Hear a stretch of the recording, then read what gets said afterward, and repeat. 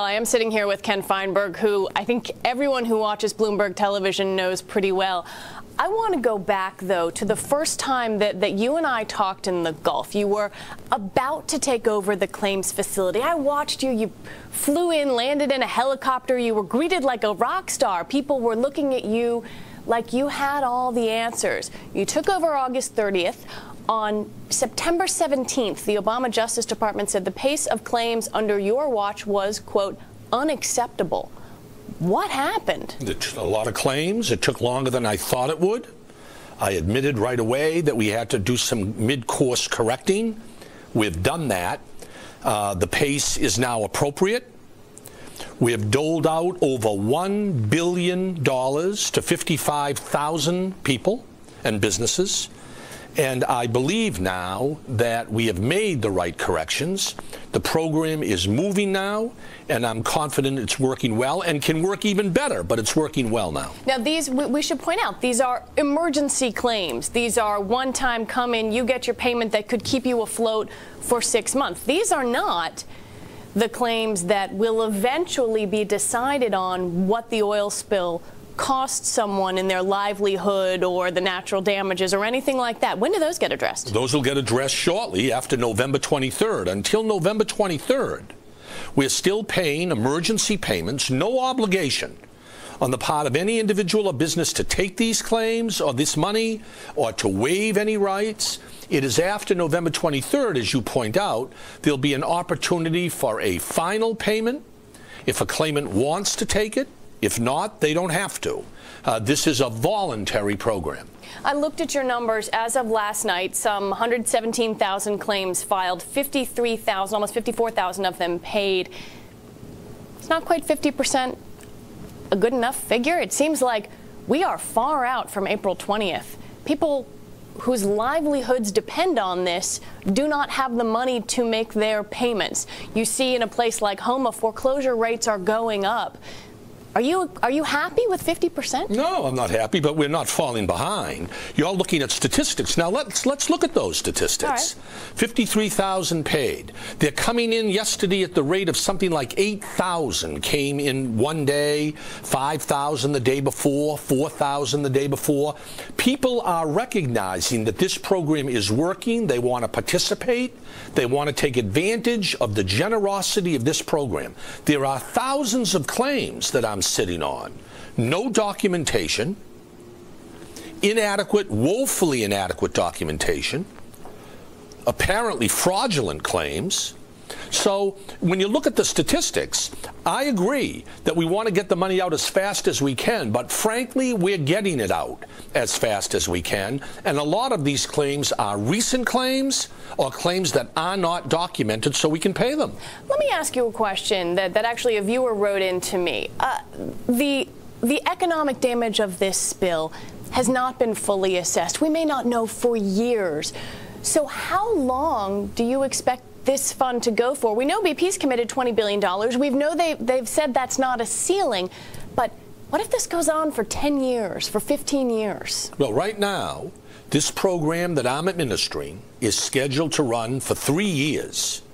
And I'm hoping that within that 3-year period, the scientists will get a pretty good indication of any long-term impact so that we can offer lump sum payments to these individuals and businesses who are concerned about the future. If the facility is no longer in place after 3 years, that doesn't mean a claimant doesn't have any rights. No, but it does mean that they've signed away their right to sue BP if they sign on to the fund. What if 5 years from now they find out that shrimp larvae has been devastated? First of all, you got to understand what the final protocol will read. If somebody doesn't want to take a lump sum payment because they don't know about the future, don't take it. I will agree to make interim payments. As long as they want to wait, as long as they have damage, and they don't want to make a final payment request, I'll be glad to make those interim payments to them. They can wait until they have a comfort level. And after 3 years, if the facility that I'm administering is no longer in existence, those individuals and businesses can still go to BP and seek interim payments or a final payment. They are protected. Do you think this is going to cost more than $20 billion? I have no idea. First of all, don't forget, I'm not the only one drawing on the $20 billion. Government claims come out of the $20 billion. Cleanup costs come out of the $20 billion. So I don't know yet. I'll have a better handle on that when we begin making the final payments based on our independent judgment as to the likely long-term impact in the Gulf. How much are you being paid to do this job? You know, funny you ask me that question.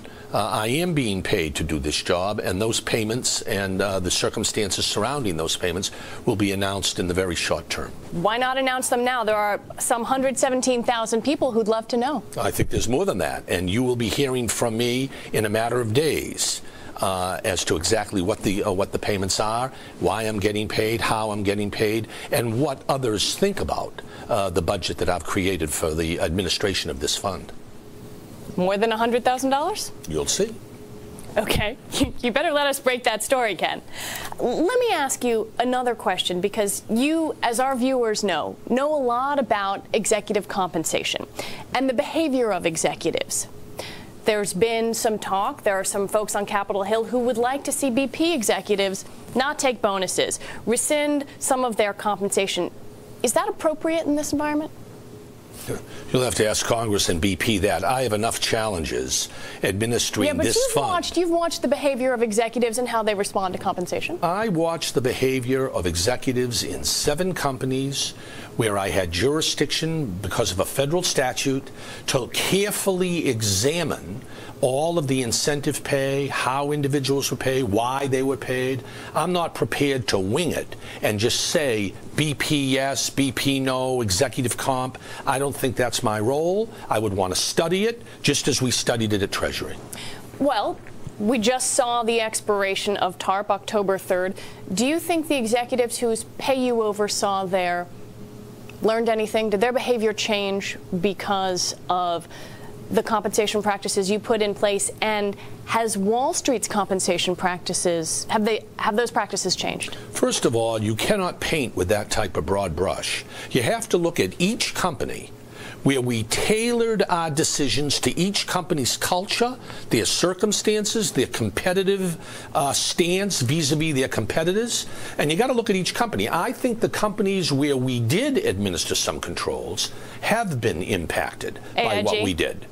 AIG, Bank of America, Citigroup, Chrysler, GM, I think we've had an impact. Now, whether that impact will spill over, as you say, into Wall Street, American manufacturing, what have you, that remains to be seen. I don't know. It's awfully short term. I'd like to wait and see for a few years as to what happens. I think you'll be able to find companies where I've had no impact, companies where I've had some impact, and some companies where I've had an appreciable impact. We'll have to look at them one by one. Well, we're going to look at those, and we're going to look at the impact on the Gulf Coast. Ken Feinberg, what one of our folks called the paymaster of disaster, thank you for the time.